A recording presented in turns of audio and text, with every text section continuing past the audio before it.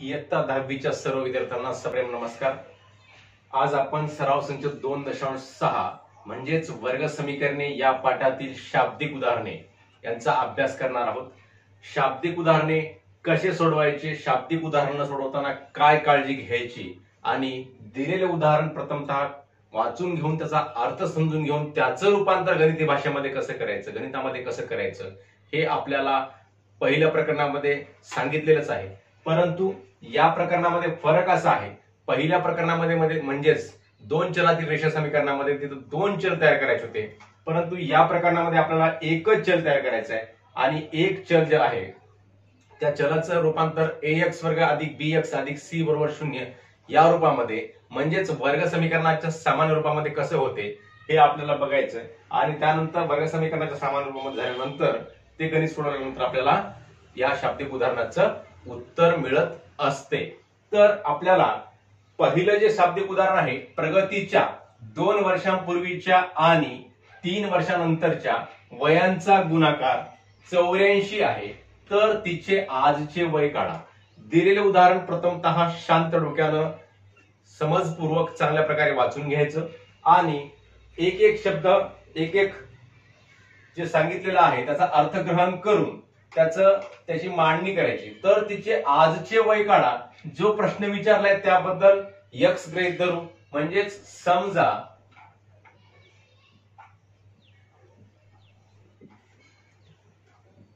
प्रगतीचे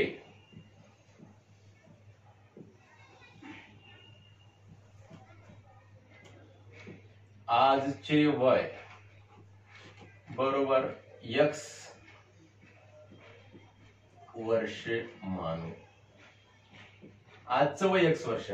मग प्रगतीच्या 2 वर्षांपूर्वीचे आणि 3 वर्षानंतरच्या वयांचा गुणाकार सांगितलाय, म्हणजेच प्रगतीच्या 2 वर्षापूर्वीचं वय म्हणून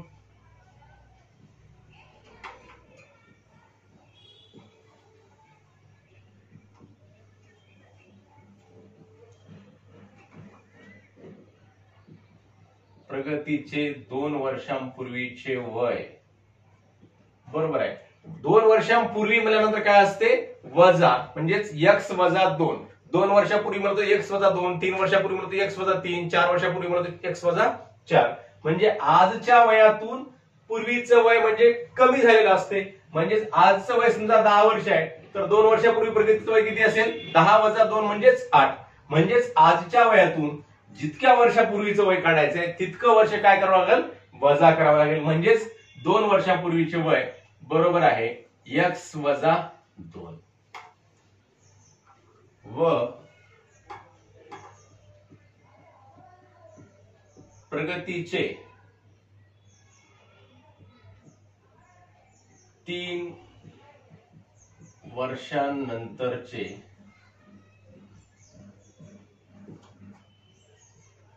वय। 2 वर्षापूर्वी म्हणजे मायनस 3 वर्षांनंतर आजचं वय तुम्हाला आता सांगितलं समजा 10 वर्ष आहे, 3 वर्षानंतर किती होईल मग 10 अधिक 3 13 वर्ष। तसंच आजच्या वयात आजचं वय आपल्या उदाहरणामध्ये आपण किती गृहीत धरलेलं आहे, x गृहीत धरलेला आहे। मग 3 वर्षानंतर काय होईल तर x अधिक 3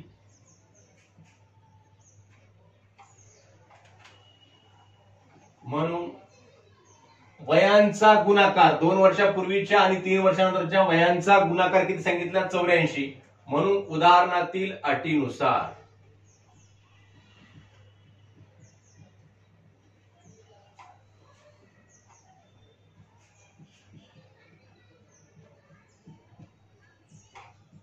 काय सांगितली अट उदाहरणामध्ये, दोघांचा गुणाकार याचा काय सांगितला x वजा 2 आणि x अधिक 3 या दोघांचा गुणाकार किती सांगितला 84 आहे।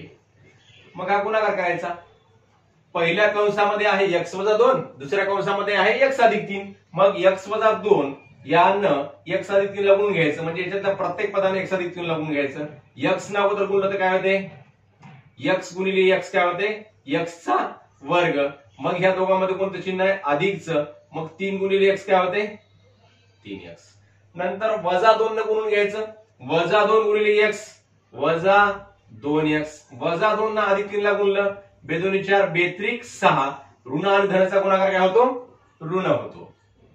वजा 6 बरोबर आहे 84. म्हणून x वर्ग अधिक 3x वजा 2x, 3x मधून 2x गेले काय ते मग x, फक्त एक x राहते, अधिक राहते, अधिक x वजा 6 बरोबर आहे 84. आता ax वर्ग अधिक bx अधिक c बरोबर 0, म्हणजे वर्ग समीकरणाच्या रूपामध्ये याला मांडण्यासाठी या 84 ला बरोबर चिन्हाच्या अलीकडे घ्यावा लागते, म्हणजे पलीकडे काय राहते मग 0 राहते. म्हणून x वर्ग अधिक x वजा 6 वजा 84 बरोबर आहे 0. म्हणून x वर्ग अधिक x वजा 6 वजा 84, यांचं उत्तर काय आहे? दोघांचंही चिन्ह ऋण आहे, दोघांची बेरीज होते 84 आणि 6 90 बरोबर आहे 0. मग आता काय करायचं, तर या 90 चे अवयव पाडायचे, ऋण 90 चे. कोणते कोणते अवयव पडतात? 90 एक 90, 2 न भागलं तर 45 दोन्ही 90, 30 त्रिक 90, 15 सखी 90 आणि 10 80 9 90 अशा प्रकारचे अवयव पडतात. तुम्हाला सांगितलेलंच आहे वर्ग समीकरण सोडवताना अवयव पद्धतीने कसे सोडवायचं आपण शिकलेलेच आहोत.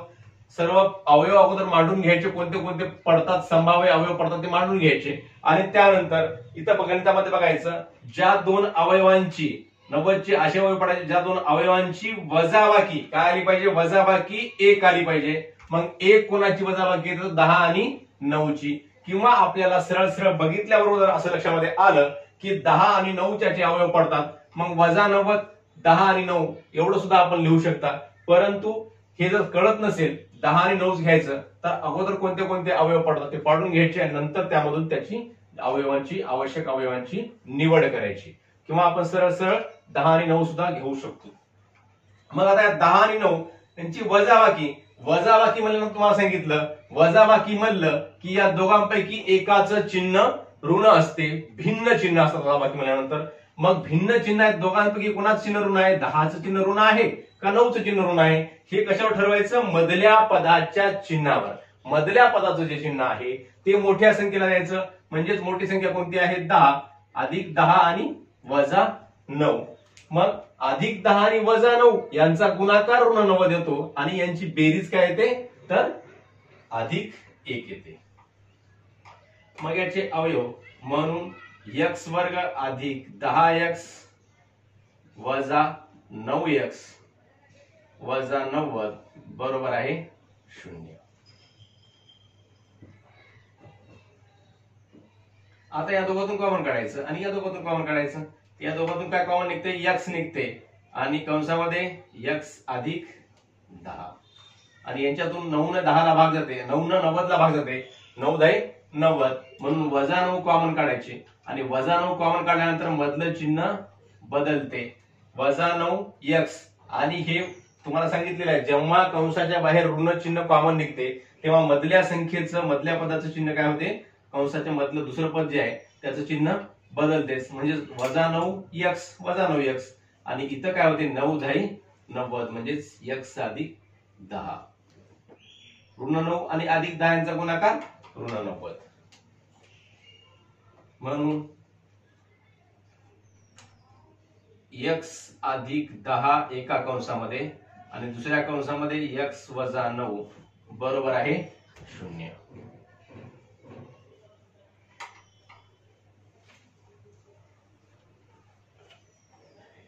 मग x अधिक 10 बरोबर आहे 0 किंवा x वजा 9 बरोबर आहे 0.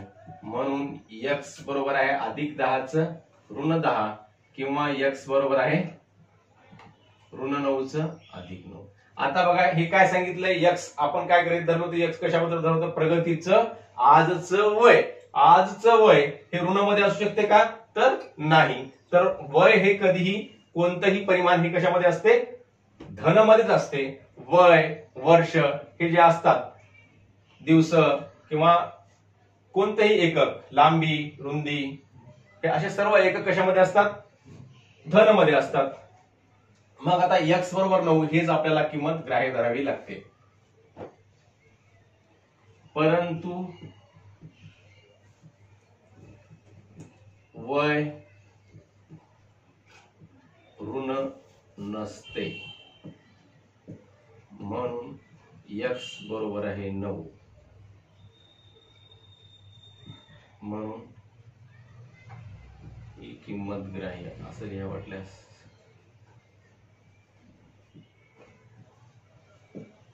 प्रगतीचे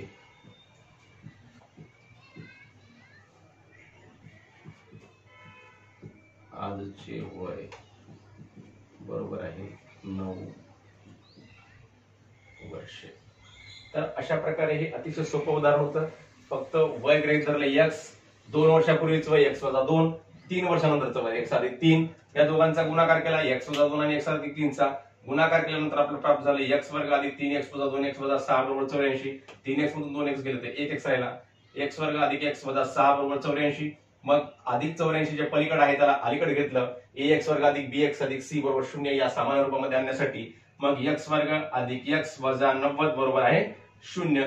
मग x वर्ग अधिक 10x वजा 9x वजा 90 बरोबर आहे 0. मग याच्यातून कॉमन काढलं x निघाला. x अधिक 10 मध्ये राहिलं आणि या दोघांतून कॉमन काढलं वजा 9 आणि मध्ये राहिलं x आणि या संख्येचं मधल्या दुसऱ्या पदाचं चिन्ह बदलतं. काय झालं? ऋणाचं अधिक झालं. मग x अधिक 10 x अधिक 10 दोन कॉमन कंसापैकी एक कंस घेतला आणि x वजा 9 हे सोडवल्यानंतर पुन्हा x बरोबर ऋण 10 आणि x बरोबर 9 या दोन किमती येतात. परंतु वय कधीही ऋण नसते, म्हणून x बरोबर 9 ही किंमत ग्राह्य. म्हणून प्रगतीचे आजचे वय बरोबर आहे 9 वर्ष.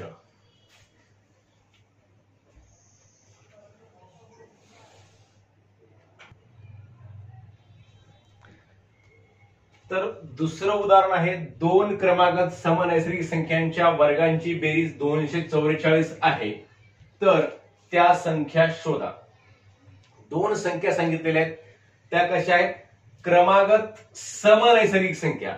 नैसर्गिक संख्या म्हणजे काय हे आपल्याला माहित असणं आवश्यक आहे त्यासाठी. आणि समनैसर्गिक संख्या म्हणजे काय? नैसर्गिक संख्या म्हणजे कोणत्याही मोज संख्या, जशा 1 2 3 4 5 6 7 8 ते अनंत पर्यंत ह्या सगळ्या संख्या कशामध्ये येतात?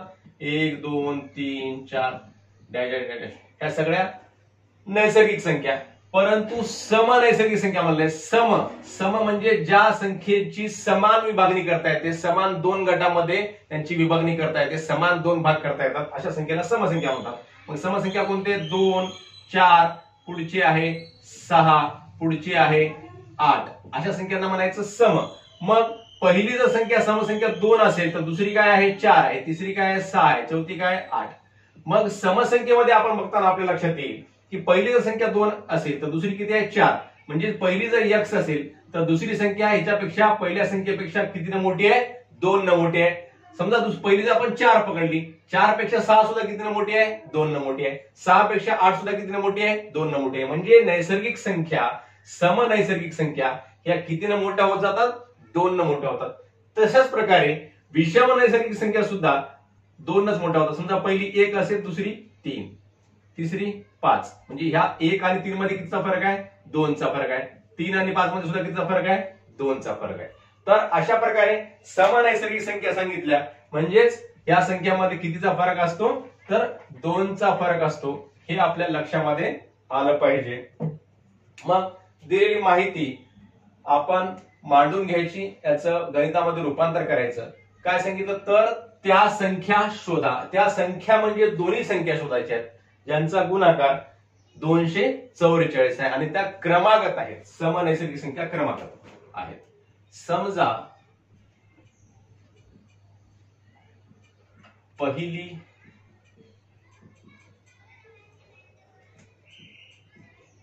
सम या दोन संख्यापैकी पहिली संख्या समजा काय आहे? x आहे. पहिली समनैसर्गिक संख्या बरोबर x, म्हणून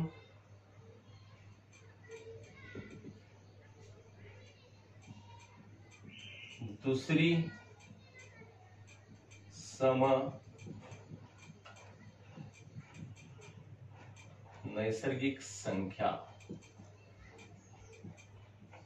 बरोबर आहे. दुसरी संख्या काय होईल? मग x अधिक 2. समसंख्या 2 2 न वाढत जातात. 2 4 6 8 10.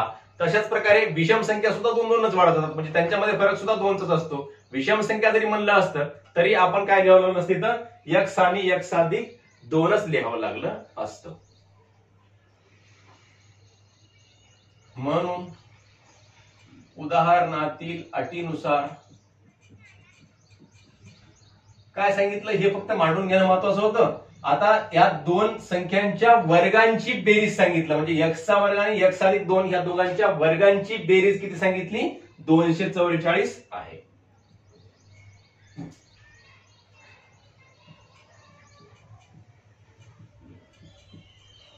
जी अट सांगितली त्या अटीनुसार आपण गणित मांडत जायचं, आपोआप आपलं उत्तर येते. मग x चा वर्ग अधिक x अधिक 2 चा वर्ग बरोबर आहे 244. जी माहिती सांगितली त्याचं आपण बरोबर मांडणी केली या ठिकाणी.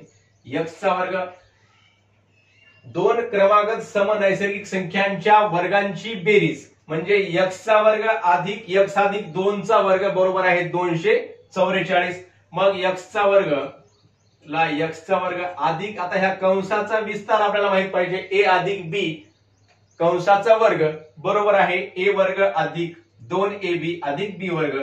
या सूत्रानुसार x वर्ग अधिक 2 गुणिले पहिलं पद गुणिले दुसरं पद म्हणजेच 2 गुणिले x गुणिले 2 म्हणजेच काय होतात, 2 गुणिले x गुणिले 2 म्हणजे बेदोनी 4x. याला आपण सरळ सरळ 4x असं मांडू शकतो, किंवा पुढच्या पायरीमध्ये सुद्धा केलं तरी जमलं असतं, पण इथं आपलं तुम्हाला समजून लक्षात आहे आवश्यक आहे. पहिलं 2 गुणिले पहिलं पद गुणिले दुसरं पद म्हणजे 2 गुणिले x 2x 2x गुणिले 2 4x अधिक दुसऱ्या पदाचा वर्ग म्हणजे 2 चा वर्ग 4 बरोबर आहे 244. वाटल्यास इथं लिहून घ्या.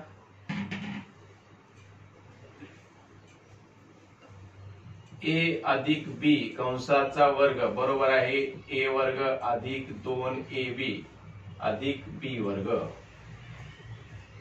या सूत्रानुसार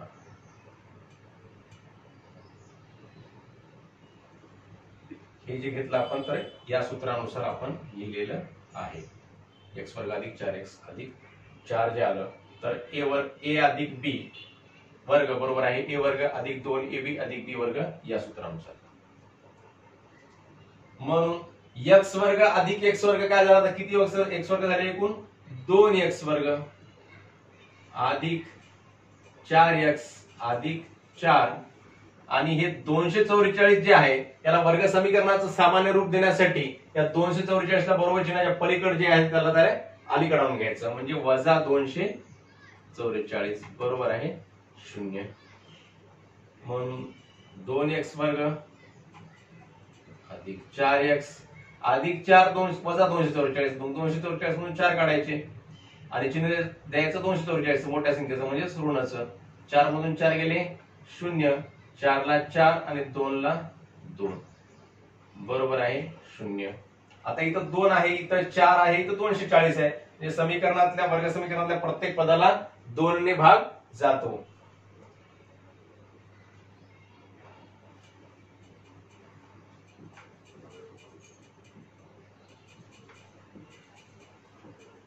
वर्ग समीकरणातील प्रत्येक पदास 2 ने भागू. मग काय होते 2x वर्ग छेद 2 अधिक 4x छेद 2 वजा 240 छेद 2 बरोबर आहे 0 छेद 2.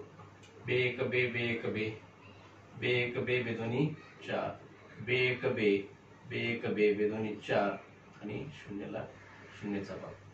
म्हणून x वर्ग अधिक 2x वजा 120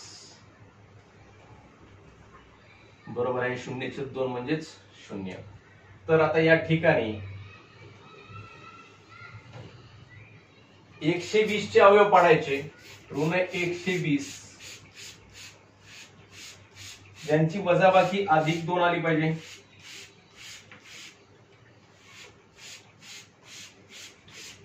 120 एक 120, 60 दोन्ही 120, 40 गुणिले 3 120, 30 गुणिले 4 120, 20 सख 120, 15 8 120 आणि 12 धाई 120. तर असे आपल्याला एवढे अवयव पडतात किंवा बघितल्याबरोबर आपल्या लक्षात आलं पाहिजे ज्यांची वजाबाकी अधिक 2 आली पाहिजे. वजाबाकी अधिक 2 कोणाकोणाची येते एवढ्या संख्येतली कोणाची येऊ शकते तर 12 आणि 10 ची वजाबाकी अधिक 2 येऊ शकते. मग इथं वजाबाकीचं चिन्ह आहे.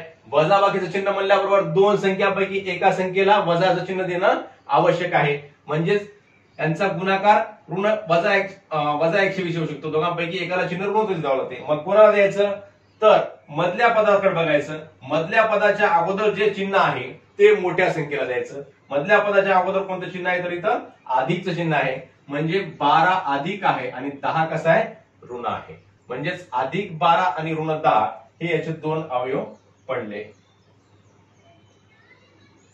म्हणून x वर्ग अधिक 12x वजा 10x वजा 120 बरोबर आहे 0. या दोघांतून कॉमन काढायचं, या दोघांतून कॉमन काढायचं. याच्यातून काय कॉमन निघते x कॉमन निघते आणि मध्ये राहते x अधिक 12 आणि या दोघांतून कॉमन काय निघते 10 ने 12, 10 ने 120 ला भाग जातो म्हणून ऋण 10 कॉमन निघते आणि मध्ये राहते x ला x आणि ऋण 10 कॉमन निघल्यामुळं मधल्या पदाचं चिन्ह बदलते. मग वजा 120 होते अधिक आणि 10 1 10, 2 उरले 20 झाले धनदोनी 12 म्हणजेच x अधिक 12 बरोबर आहे 0. म्हणून x अधिक 12 एका कंसामध्ये आणि दुसऱ्या कंसामध्ये x वजा 10 बरोबर आहे 0. म्हणून x अधिक 12 बरोबर आहे 0 किंवा x वजा 10 बरोबर आहे 0. म्हणून x बरोबर आहे धन 12चं ऋण 12 किंवा x बरोबर आहे ऋण 10चं धन 10. परंतु संख्या आता नैसर्गिक संख्या ऋण असतात का नाही तर नैसर्गिक संख्या 1 2 पासून सुरू होतात म्हणजे त्या नेहमी कशा असतात धन असतात आणि समनैसर्गिक संख्या म्हणलेला आहे. म्हणजेच 12 ऋण 12 ही संख्या अग्राह्य आहे. परंतु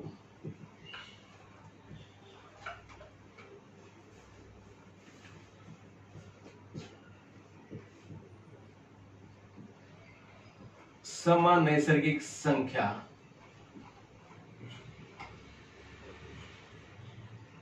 ऋण नसते. म्हणून x बरोबर आहे 10 ही किंमत ग्राह्य. म्हणून पहिली समनैसर्गिक संख्या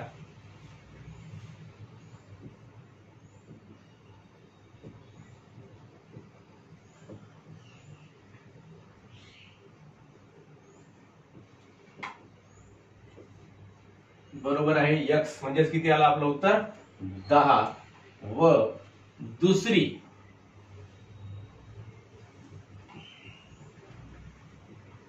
सम नैसर्गिक संख्या बरोबर आहे x अधिक 2 बरोबर 10 अधिक 2 म्हणजेच किती 12. तर अशा प्रकारे या दोन्ही संख्या काढलेल्या आहेत. आपण अगोदर गृहीत धरलं x आणि x अधिक 2 यांच्या मग वर्गांची बेरीज सांगितलेली आहे. म्हणजेच x वर्ग अधिक x अधिक 2 चा वर्ग बरोबर 244. मग याचा विस्तार केला x वर्गाला x वर्ग याचा विस्तार केला तर x वर्ग अधिक 4x अधिक 4 आला. मग 4x अधिक 4 आल्यानंतर हे कशावरून केलं तर a अधिक b कंसाचा वर्ग बरोबर आहे a वर्ग अधिक 2ab अधिक b वर्ग या सूत्रानुसार याचा विस्तार केला. नंतर x वर्गाची बेरीज केली 2x वर्ग अधिक 4x अधिक 4 वजा 244 बरोबर 0. मग यांचे अधिक 4 वजा 244 तर वजा 240 झालं. समीकरणातील प्रत्येक पदाला 2 न भागलं. 2 न भागल्यानंतर x वर्ग अधिक 2x वजा 120. 120 चे अवयव पाडले की ज्यांची वजाबाकी धन 2 आली पाहिजे. म्हणजेच अधिक 12 आणि ऋण 10. मग अधिक 12x वजा 10x या दोघांतून कॉमन निघाला x अधिक 12 या दोघांतून कमा निघाला वजा 10 आणि मध्ये राहिला x अधिक 12. मग x अधिक 12 एका कंसात x होता 10 एका कंसामध्ये सोडवल्यानंतर आलं x बरोबर ऋण 12 किंवा x बरोबर आहे 10. मग सम नैसर्गिक संख्या कधीही ऋण नसते, म्हणून ऋण 12 ही किंमत अग्राह्य आहे आणि धन 10 ही किंमत ग्राह्य आहे. म्हणजेच पहिली सम नैसर्गिक संख्या 10 आणि दुसरी नैसर्गिक संख्या 10 अधिक 2 म्हणजेच x अधिक 2 म्हणजेच 12. अशा प्रकारे हे दोन उदाहरणं आपण सोडवलेले आहेत. धन्यवाद.